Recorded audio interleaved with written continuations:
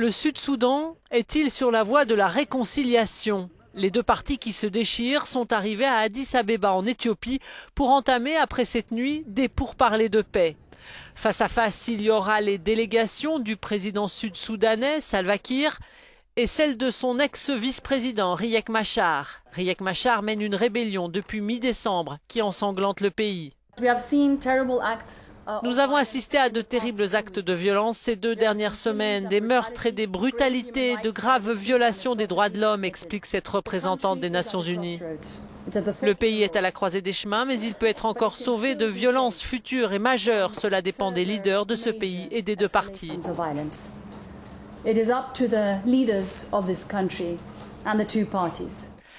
Malgré un ultimatum pour l'arrêt des hostilités au 31 décembre, les violences se poursuivent. L'armée a repris la ville de Bor et mardi, les rebelles appelaient encore à marcher sur la capitale, Juba.